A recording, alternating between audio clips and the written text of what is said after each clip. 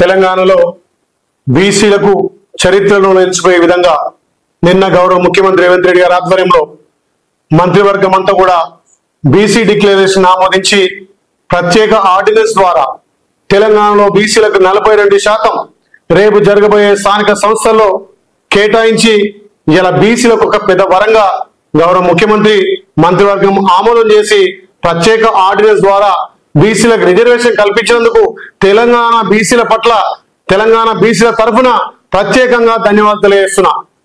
మా గౌరవ భావి ప్రధాని రాహుల్ గాంధీ గారి ఆలోచనను తెలంగాణలో పూర్తిగా ఇంప్లిమెంట్ చేసి గతంలో కామారెడ్డిలో పీటీ డిక్లరేషన్ ను ఇలా ఇంప్లిమెంట్ చేసి నిన్న మంత్రివర్గం ఆమోదం చేసి బీసీలకు 42% ఇలా రిజర్వేషన్ ఇచ్చి బీసీలకు పెద్దపీట వేసిన ఘనత గౌరవ ముఖ్యమంత్రి రేవంత్ రెడ్డి గారిది.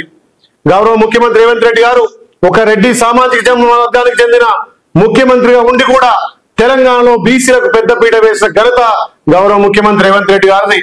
ఈ తెలంగాణలో ప్రియతమ నాయకుడు రాహుల్ గాంధీ గారు ఆలోచన చేసి ఇలా కులగణనతో పాటు ఎస్సీ వర్గీకరణతో పాటు బీసీలకు పెద్దపీట వేసిన ఘనత కాంగ్రెస్ పార్టీది, గౌరవ ముఖ్యమంత్రి రేవంత్ రెడ్డి గారిది.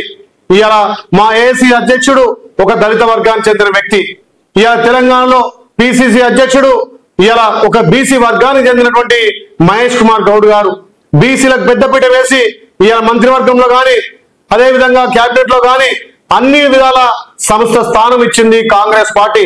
కాంగ్రెస్ పార్టీతోటే సామాజిక న్యాయం సాధ్యమైందని చెప్పి మరొకసారి నిరూపించినటువంటి మా గౌరవ ముఖ్యమంత్రికి బీసీల తరఫున ప్రత్యేకంగా ధన్యవాదాలు తెలియజేస్తున్నాం.